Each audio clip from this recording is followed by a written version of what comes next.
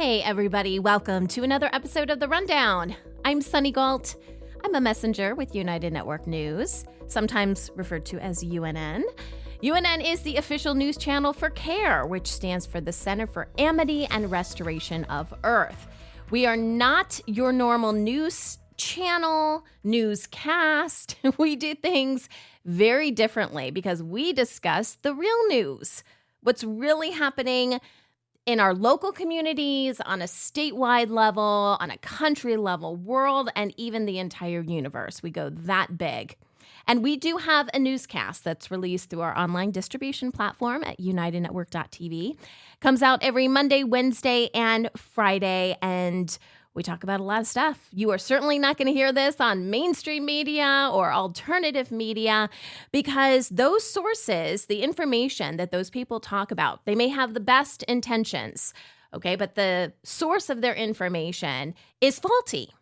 And you guys know, if you start with faulty information, it doesn't matter how sincere your motives are, it's still faulty information. So we need to get out of that mindset, right? Quit listening to the lies. It should become easier and easier for you to detect the lies because it's simply a frequency. And your body, believe it or not, will start to be able to tune into this more. And when someone is lying to you, you will be able to tell. And one of the things we try to do on this podcast is to go over some of the stories out there and help you discern what's really happening in this story. Because there's a lot of misinformation and disinformation out there. And one of the ways we do this is through our field messengers, which are people just like you that are telling us what's happening in their community. But we have content coming in from other places as well, and it all ties into something called the alpha system. And we talk about that a lot on the news. That will probably even come up today a little bit in our World Situation Report. Now, some of the stuff we talk about is going to seem a little bit out there, okay? If you are just now kind of breaking away from mainstream media and you found us, well, some of the stuff we say, like I said, you're not going to hear this anywhere else. Some of it may seem like you stepped out into maybe a little bit of the Twilight Zone and you're like, what in the world? You know, this is like part sci-fi movie and government and all this kind of stuff mixed together. Welcome to reality. Now, this is really what our world is. It's what it's all about. And so we'll break this down for you as simply as possible. If something seems really far out there, my advice is to stick with it. Okay, do some research. We talk about different types of people and groups and things like that. Start searching for this. Go down some rabbit holes. Think critically and ask questions because that's how we all learn. Here is the rundown for Monday, October 16th, 2023.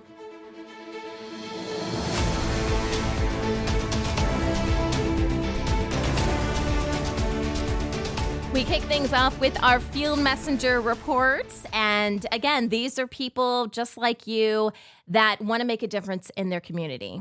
They want to tell the real story of what's happening in their backyard.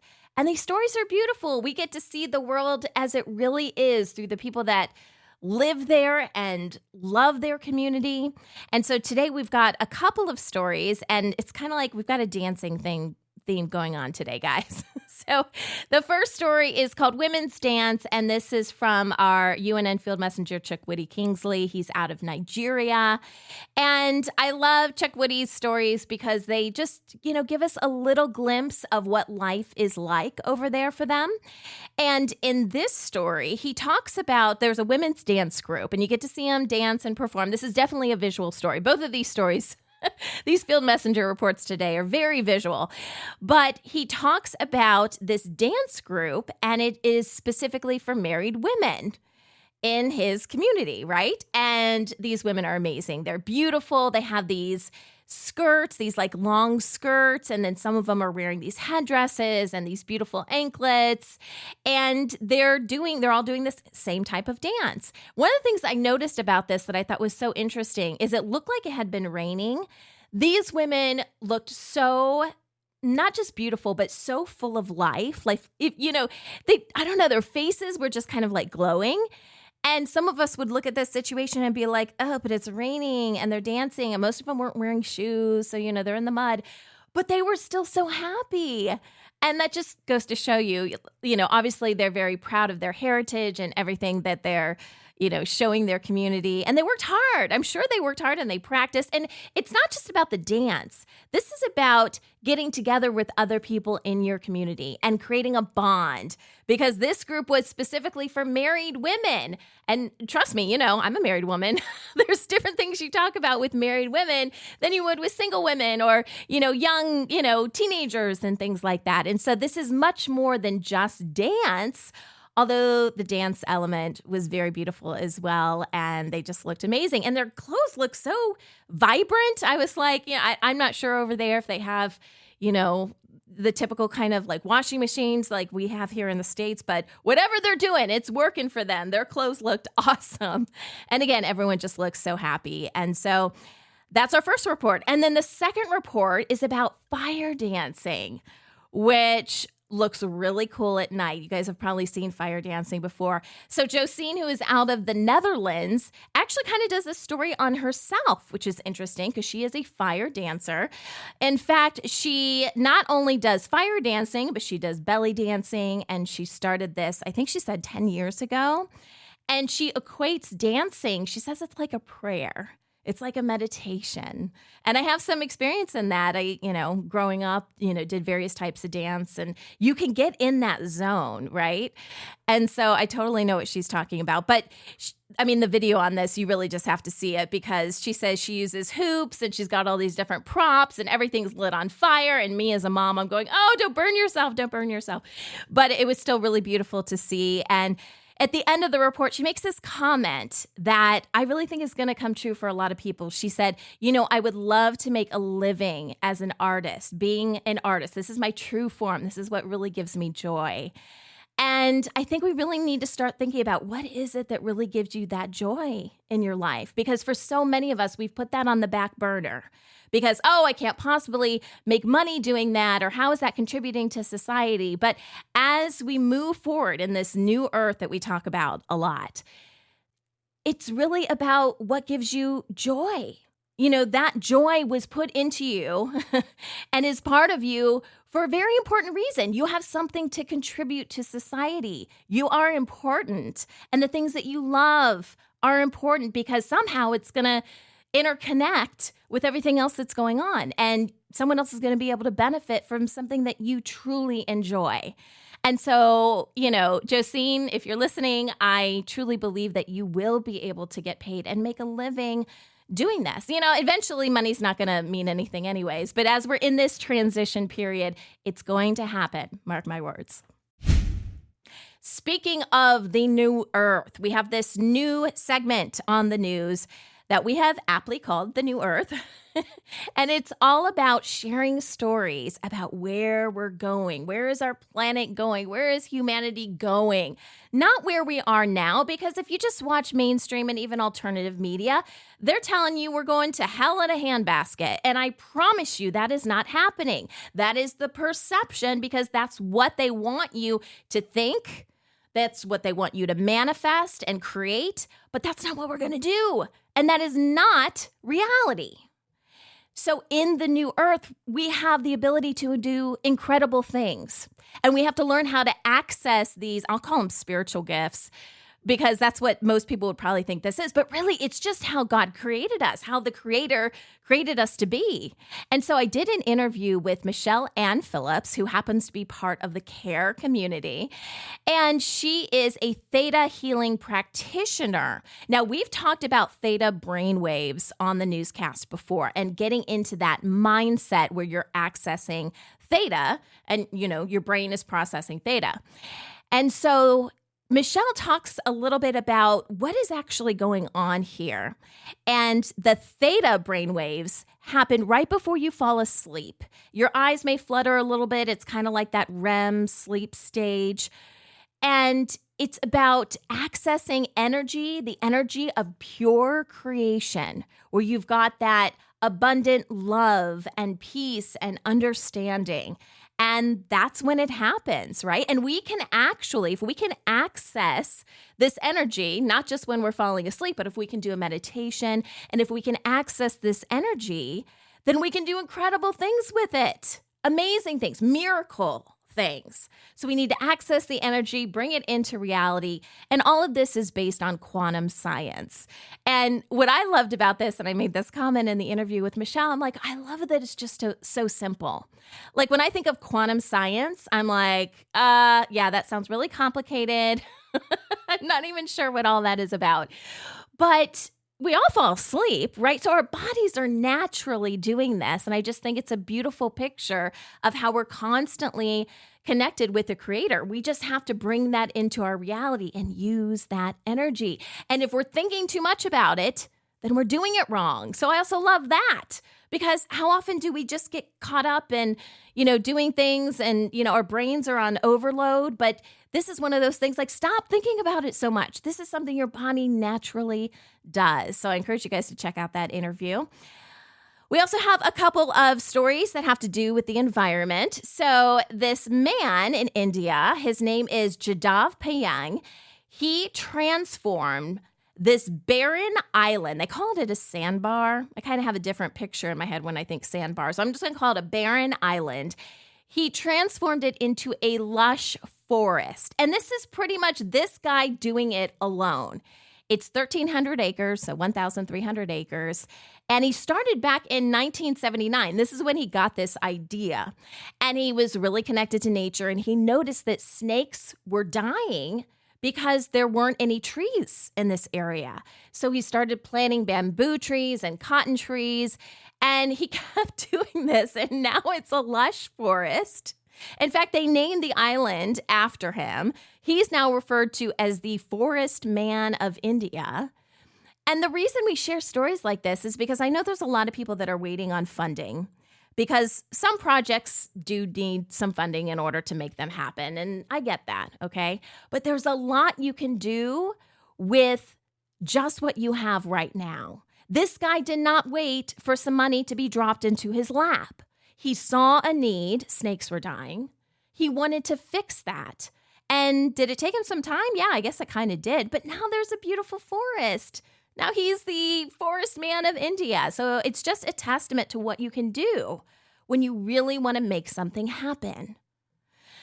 And then our last story here in our New Earth segment is about organic rooftop farming. So there was an architect in Bangkok, and she did this project, and she basically took what was a concrete urban sprawl. So like, a whole area, very urban, very contemporary, but a lot of concrete too. You know how sometimes that happens and you're like, oh, well, where's the greenery here?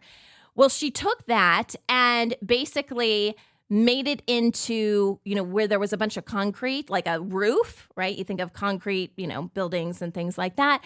She would turn it into farm, not like a farm like you might be thinking about acres and acres and acres, although this was several acres. But smaller areas, think smaller areas, but still being able to use it to grow food and organic crops. In fact, she says that these organic crops that can be grown in this area, these areas that she created, produce up to 80,000 meals per year for the area. So it does other things too, by the way. It's not just about growing food. It helps them manage stormwater runoff to prevent flooding, right? Because the plants are absorbing the water. It's a hub for biodiversity. So it's not just the plants, but what lives in the soil, what comes and gets nectar from the flowers, right? So you've got this beautiful picture of organic life that is everywhere now.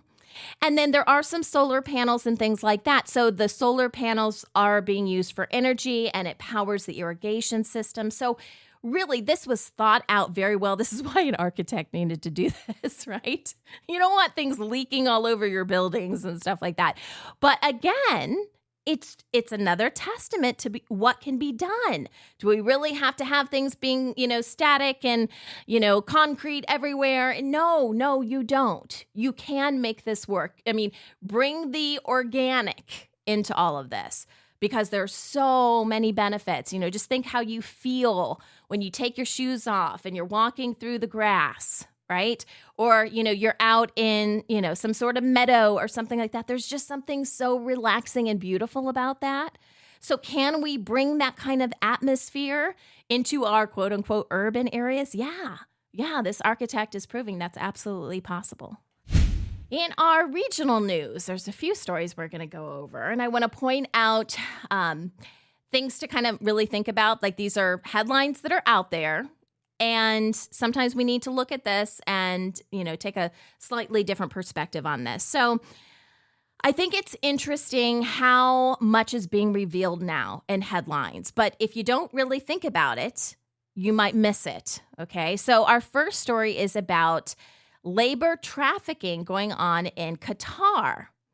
Now, here's the background behind it. There are some Filipino workers who were part of a construction team for the 2022 FIFA World Cup stadium. So they were helping to construct something to do with the stadium, maybe the stadium itself, I'm not sure.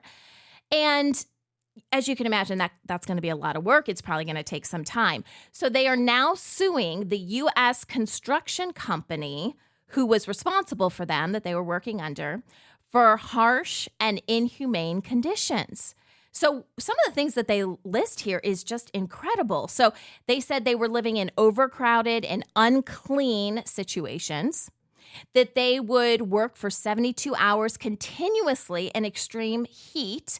So no breaks, no like 8-hour days and then you go home and, hang out with your family. That's not what happened here.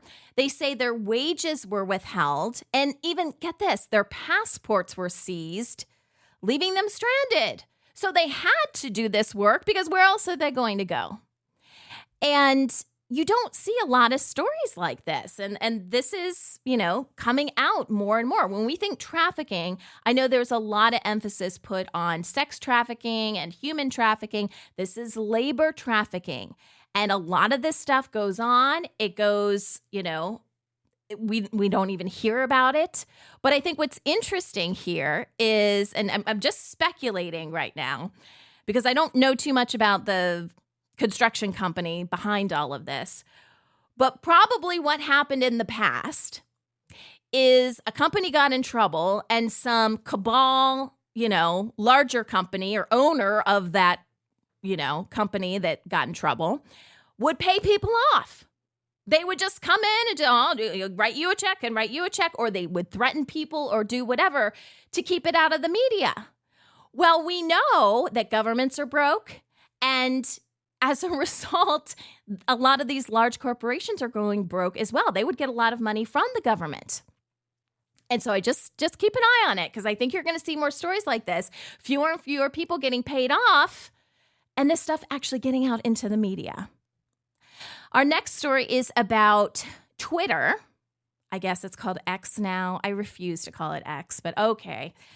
So I'm just going to stick with Twitter.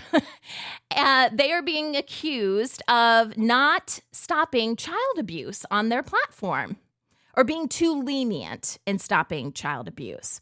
So there's an Australian regulator that is fining them $383,000 US for not cooperating with their investigation.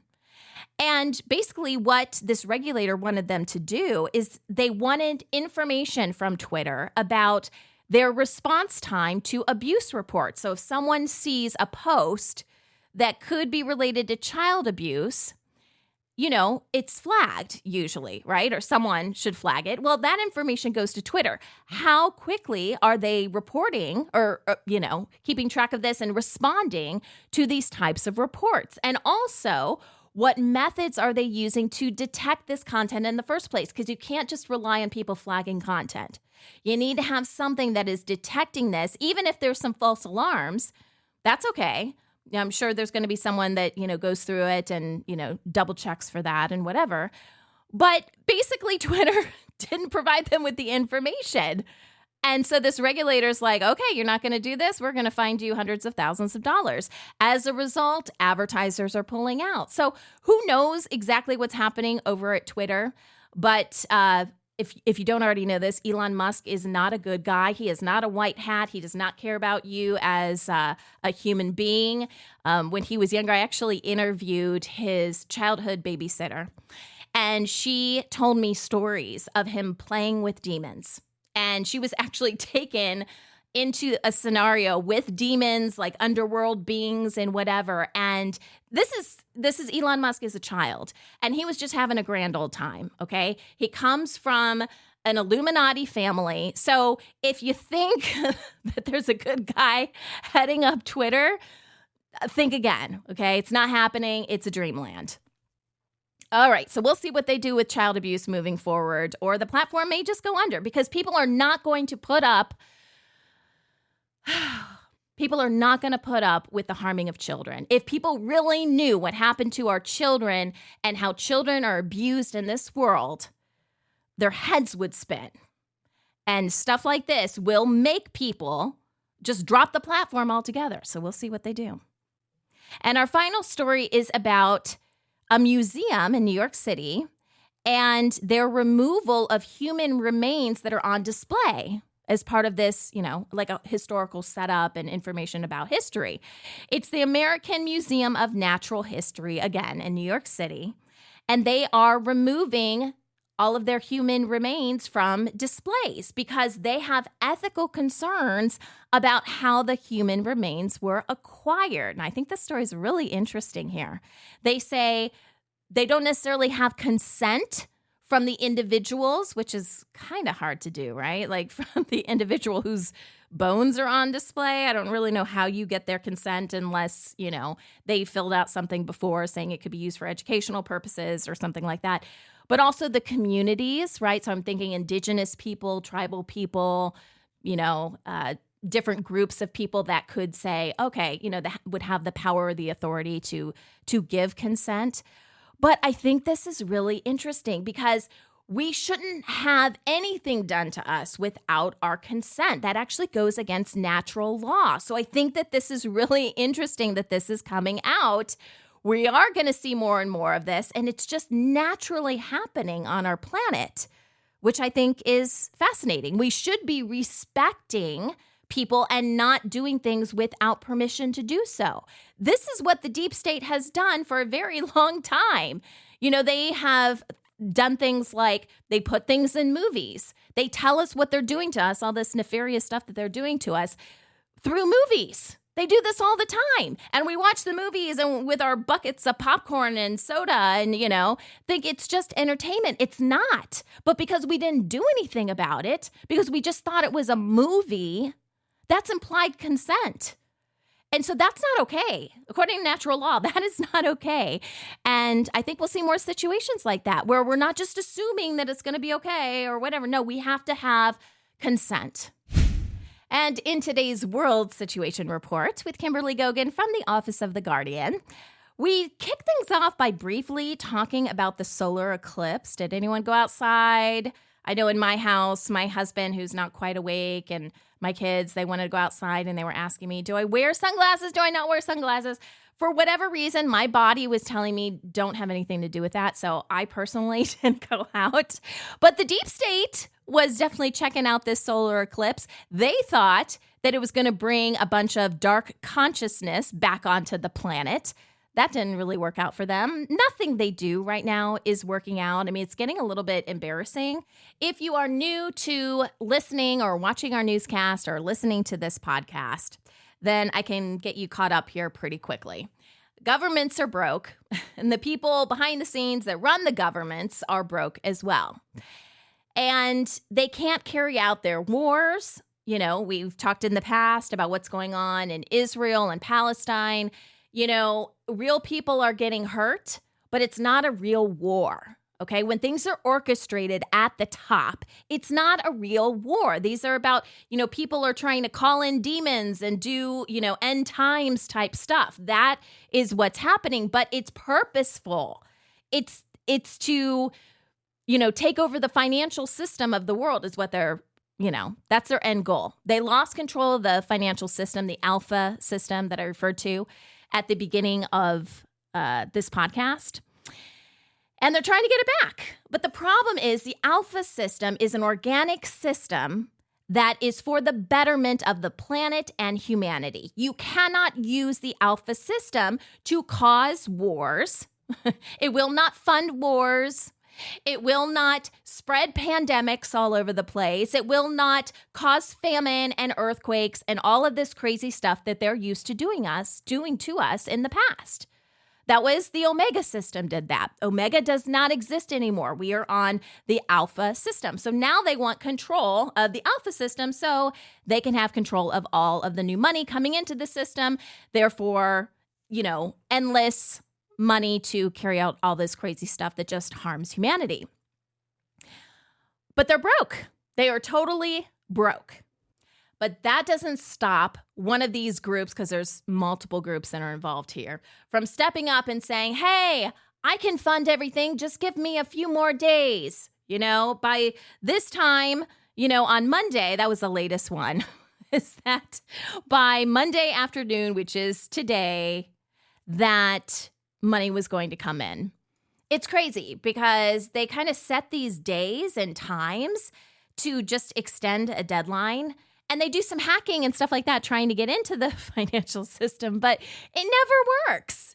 It never works. And so the operatives did have a meeting, and I believe Kim said that it took place on Sunday. This was a worldwide operative meeting. The operatives are the people that carry out the missions, because the people at the top that right now that think they're at the top controlling stuff, well, they don't really get their hands dirty. So they send out these operatives who are highly skilled individuals, some of them assassins and people like that. We'll just group them all under operatives at this point, to do their dirty work. And Kim talks about this on today's World Situation Report as far as why the operatives are a little bit hesitant to walk away, even though they keep getting these new dates and, okay, well, it's not today. Oh, sorry, that didn't work out. Maybe it's tomorrow. The can keeps getting kicked down the road. So then the question becomes, well, why are these guys even hanging around? Because they're like you and me in a sense. They have bills to pay. They may even have families and things like that. So Kim takes the time today to explain how the system works. The operatives are part of the Black Sun. And she talks about what they have to do to become part of the group, part of the organization. What does that actually mean? And I'm going to go ahead and play a soundbite here because it's going to shed some light on why they really haven't made a move and partnered with us officially for the restoration of the planet. Why do they keep going back to their masters? Take a listen. We've talked about the Order of the Black Sun. We've talked about the operatives that work for the Order of the Black Sun. That includes the 15 militaries plus all of their operatives. Now, operatives and agency people are not the same thing. Operatives pretty much work for the Order. They contract from time to time for agencies like the Mossad, the CIA, and those people, but they don't actually work for any agency, although they tend from time to time to do jobs under that umbrella, because the Order of the Black Sun set up militaries and agencies worldwide underneath their umbrella. So they're kind of a private entity in all countries, everywhere. So people that say these patriots are going to save the country, that is not true. You actually become a part of the organization. Now, what does that mean? If you are at the level of operative, and you are at the level of general, and you are at the level of, colonel in some cases, and these are not necessarily people you would see on TV as a colonel or as a general. Some of them are, and some of them are not. So just be aware of that. There's a second oath that's taken. So there's one oath to your alleged country, they typically take. Then there's a second oath, and this is tied to a black stone covenant. Now, this oath has nothing to do with Blackstone, the hedge funds people. This is ancient. It goes back thousands and thousands of years. It has to do with an oath that an organic human being takes to let's just say, they're in the anti-source, Mm-hmm. and an oath, therefore, to serve anti-life forms. And along with the oath of the Order of the Black Stone came many, many implants, some of them crystal implants, some of them etherical. And the threat that looms over their head is they have been told by their masters or whoever their handler is that they can switch them off at any time. Now, there's some truth to this. There is such a thing, or was, I should say, such a thing as a black stone, a very large one in the Omegaverse. That's not there anymore. Now, number one. Number two, implants and chips and all of these things no longer function. As we talked about last week, they're not tied anymore to any kind of computer system, a quantum AI system, any kind of a black stone or a dark consciousness. So the threat that that people are being threatened with this currently at this moment. So I just wanted everybody to understand that that is not a program anymore, and it's an empty threat coming from other people. No, they cannot just switch you off. That is not true. So if these people decide they want a different job, this has been part of the holdup. Yeah. Has anybody ever seen anybody experience this? It's kind of like the gun. There's a gun. Is it loaded? Is it not loaded? Well, it's always been loaded before. Do you want to tempt fate and, see if they pull the trigger if something happens? So this is something that's being discussed amongst the people, regular organic humans that have taken this oath as part of their, let's just say, ascension amongst the ranks. There's nothing to have an oath. And if you are concerned about this and you're questioning whether what I'm telling you is true, all you have to do is contact the archivist office and you'll see that all these agreements and programs have been terminated. So that information is there. So you're free actually to walk away other than somebody yelling at you. So let's hope that the operatives are listening. Right? Because there's nothing that they're holding over you. There's no kill switch. There's no, there's nothing like that. So their threats are really empty. And it would be really nice to have more operative support because they could be really great at helping us move forward with restoration. Things like security and things like that we're going to need to protect ourselves. And so we'll wait and see what happens with that. Hopefully this information gets out there and they recognize that, there's nothing that these people really can do to you. You have more ability in your assassin skills and everything that you can do. I mean, these guys are just, calling the shots, sitting on their sofas and stuff like that. There's nothing they can do to you etherically, or through any kind of implants or anything. And like Kim said, there are ways to verify that. So we'll see what happens. Let's take a break from talking about the deep state. Let's talk about something positive. Can we do that, please? All right. So Kim has talked about the Dial of Destiny before.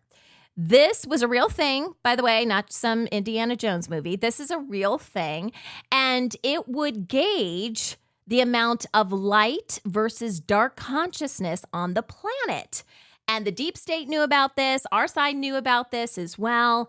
And our planet got really, really dark there, guys. I mean, it was almost a zero-sum game.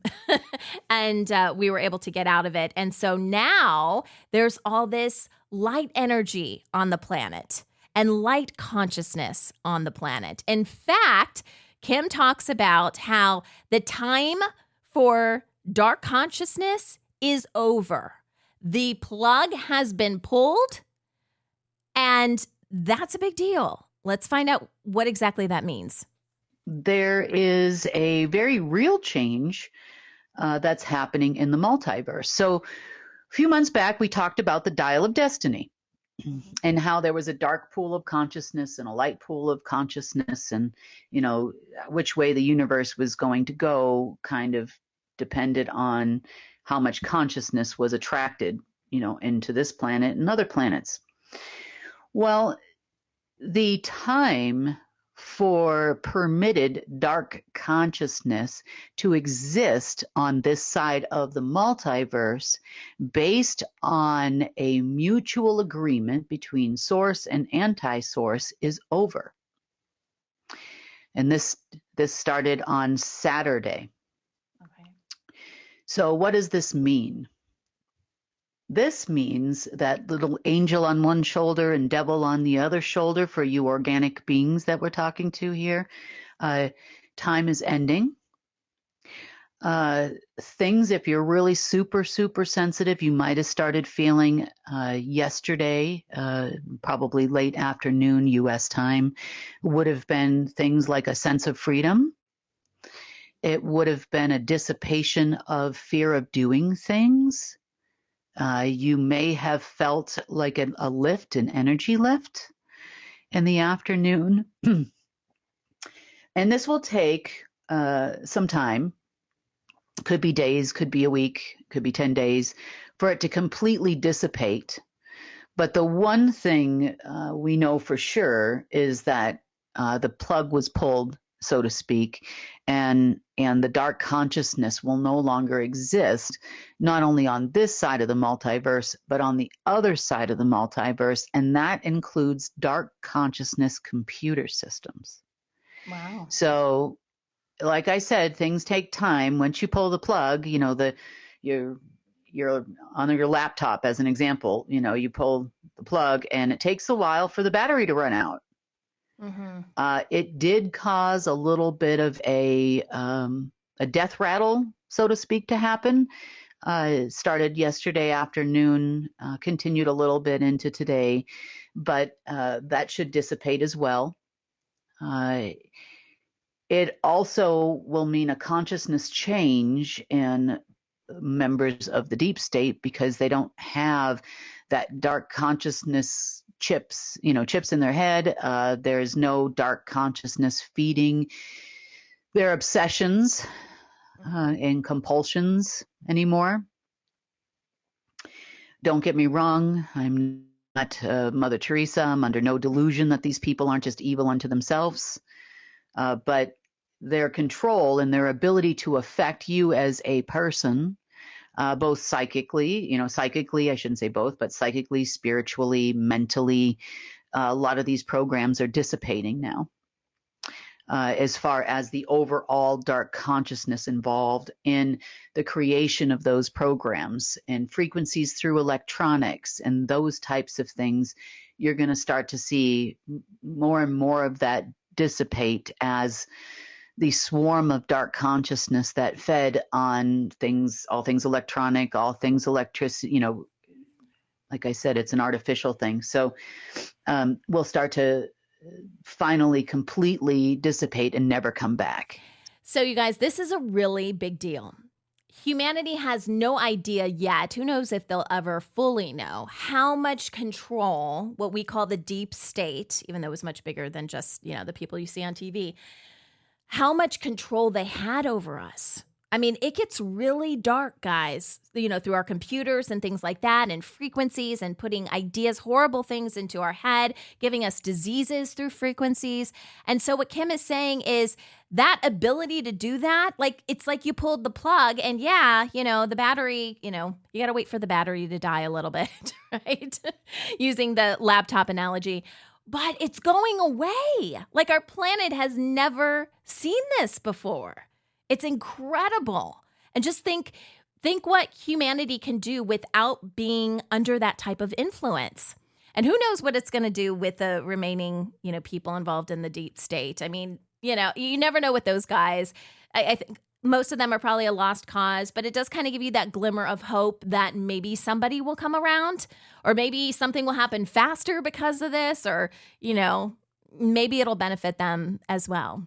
But it's definitely a positive change for those of us who are anchoring the light, who are, here for a reason and here to help not only ourselves, but the rest of humanity. Just raise our vibration and move forward with the new Earth. That's what we're here for, right? We want to restore our planet. So that's the good news, guys. We are on the right track. The deep state is still broke. It doesn't matter what kind of eclipse comes our way or alignment with the sun, moon, whatever planet. Nothing is going to stop us from moving forward. So that's the good news. Again, if some of this is a little bit out there for you, I get it. Okay. Do some research. Okay. Maybe, go on the internet, search for some things, that we talked about today. Just keep asking questions. I think when we stop learning because we think we have everything figured out, that's when we get a lesson in humility. It's like, oh, I thought I had all that figured out. There was a time in my life, I thought I had all of this end time stuff figured out, and it is not going the way I thought it was going to go. I had a very Christian viewpoint of how the end times was going to be. And let's just say it's happening very differently than what I thought. But you have to have an open mind when it comes to this, because we have been lied to about everything. And that includes religion as well. There's truth in all of that, but it's just mixed in with so much lies. And people are, their whole life is based on, some of these philosophies and religions. And so it is difficult. And there may be some of that cognitive dissonance going on in your head going, no, I thought it was this way. Don't tell me it's this way. How can it be completely like a 180 from what I thought it was? And for a lot of people, that's what they're going through right now. If you want to help someone out because you liked what you heard on today's podcast and you think someone else needs to hear it, then please share this episode with them. Share the entire podcast. That would be amazing. If you want more information about our newscasts and, have access to the complete World Situation Report, well, then you can go to unitednetwork.tv. So that is a membership-based site. And we also have original series. We've got great health and wellness videos. All of that is at your fingertips, unitednetwork.tv. If you want to connect with us, then we are pretty active on Telegram. We also have different websites and things you can participate in. If you go to our news website, which is unitednetwork.news/connect, you'll have all the links there. Okay, so we just created this link. It was easier than listing all of the different sites. So now go to unitednetwork.news/connect and join us there. This is The Rundown, and I'm Sunny Galt for United Network News, signing off.